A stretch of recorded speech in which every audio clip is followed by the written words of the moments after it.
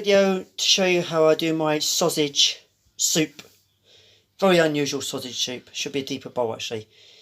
Get all your vegetables, mash them up, all your favourite vegetables with potatoes, and mash them up. And put butter with it. Now make a creamy bit base. Spread that round. Add your sausages, and then make yourself this. Let you know, it's not too thick, it's not too runny. Add it on. Smother the whole thing. It's best to have a deep bowl ready, to be honest, but smother the whole thing, literally the whole entire plate.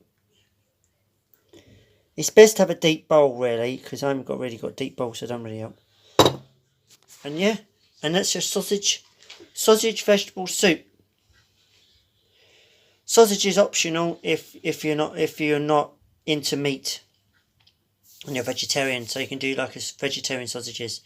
But yeah, this is it. And it's called sausage veg soup. That's how I make mine. Best have a deep bowl. Don't have a shallow plate.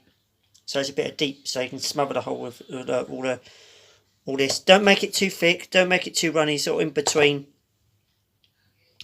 And it is delicious. Prove it how yummy it is.